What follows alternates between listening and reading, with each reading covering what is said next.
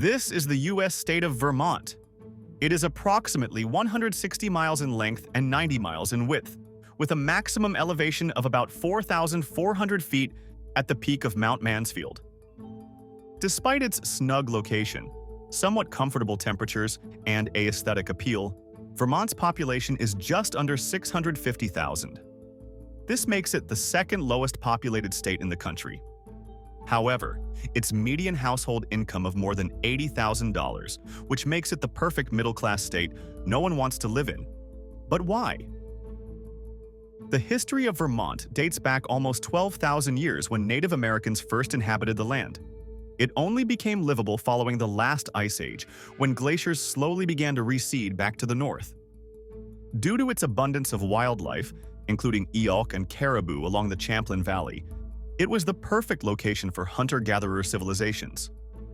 However, Vermont's first modern history begins in 1609. This was the time that a man by the name of Samuel de Champlain led one of the first expeditions to what would become Lake Champlain. By 1670, the future U.S. state only had about 50 huts, a church, and a sawmill around the town of Swanton.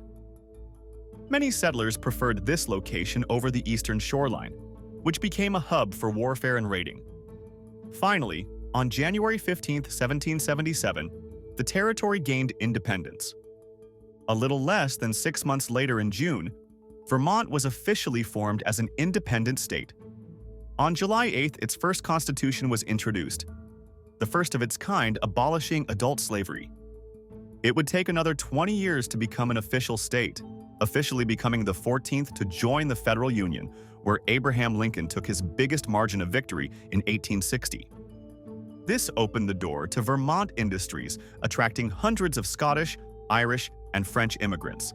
The discovery of granite offered jobs and opportunities to many, who would become certified stonecutters. Women, on the other hand, operated boarding houses, helping the state absorb more and more residents. By the 21st century, Vermont became a progressive state, being the first to legalize the use of cannabis and introduce civil unions. It was also the first to legalize same-sex marriages. But what else does Vermont offer? Vermont is found in the New England region of the United States. It is just 9,614 square miles in size, making it the sixth smallest state in the country. It stretches 157.3 miles from north to south and 90.3 miles along the northern Canadian border. This is reduced to 41.6 miles along the Massachusetts border. Moreover, it is home to the largest collection of sugar maple trees in the United States, which creates stunning fall foliage made of fiery reds and oranges.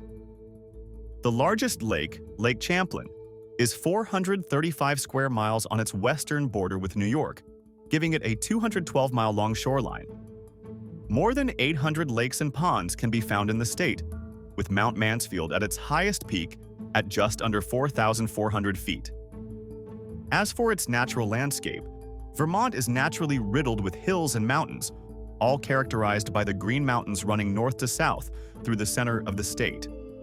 Ironically, Vermont also derives its nickname, the Green Mountain State, from this mountainous area.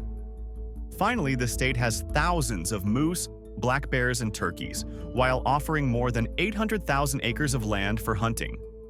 More bucks are harvested per square mile in Vermont than in any of the other New England states. But its state capital, located here, is the smallest state capital in the country. In fact, it is the only state capital not to have a McDonald's. So why is it so sparsely populated when it has such a beautiful landscape? As of 2024, the U.S. Census Bureau estimates about 647,818 people live in this state. In fact, the population hasn't even doubled since the 1960s, when about 390,000 people inhabited the state. Year on year, Vermont has grown by just 1,000 people from 2021 to 2022, remaining somewhat steady for the next 2 years. One reason for this is the housing affordability issue that has spread throughout the United States and Canada. The Bureau of Economic Analysis estimated in 2024 that the cost of living for an individual in the state of Vermont is more than $50,000 per year. This is far more expensive than the average US cost of living, which is just under $40,000. Keep in mind that many live off far less. The biggest issue is not surviving, but having access to decent housing, which can cost an individual up to $1,621 per month on a mortgage. In comparison, West Virginia is just about $1,180 per month for the same sized home. Fortunately, rent is a little cheaper in Vermont, with a studio apartment going for just under $900 per month on average. Moreover, much of Vermont is mountainous, reducing the potential for small farming communities to pop up.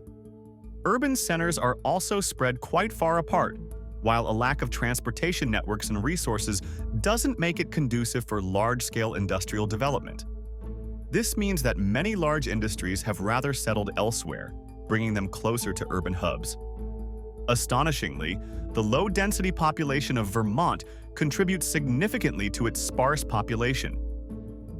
Thanks to this, companies often struggle for employees, which means that many must close shop or move out of the state. This in turn leads to not enough jobs, which means that the population doesn't grow. It is this vicious cycle that is primarily to blame for the low population in Vermont. On top of this, Vermont is known for some of the coldest winters in the United States. Temperatures can plummet to single-digit numbers, which naturally means that homes will have to be heated. Once again, this is another burden on the individual, who will need to find even more money for utilities. According to recent reports, the average winter temperatures are around 20 degrees Fahrenheit, but this can quickly reach -3 degrees as was seen on December 23, 2024. Moreover, tourism and small businesses make up the largest chunk of Vermont's economy, which naturally doesn't need a large population to support. However, there is one more factor that affects the global population currently on full display in Vermont. This is the rise of remote work. According to a 2023 report, remote workers in Vermont earn on average 28% more than their traditional working counterparts. About 55,000 of the 350,000 working adults in Vermont work from home. This reduces the need for large-scale business operations and allows many of these citizens to work for companies in other U.S. states. The use of things like delivery drones from larger companies like Amazon also reduces the need for employment, further exacerbating the problem of the youth not finding work. It often means that those who finish high school prefer moving to neighboring states like New York. Not only does it have a bustling youth environment, but you have your pick of various McDonald's in the city alone. Thanks to a combination of these factors, Vermont finds itself with the second smallest population in the country, only rivaled by Wyoming. Despite all this, Vermont is still a pretty good place to live, especially during the summer months. If you currently reside in Vermont, we'd love to see some of your comments. Please make sure to like and subscribe to our channel and hit that bell notification. Your support means the world to us.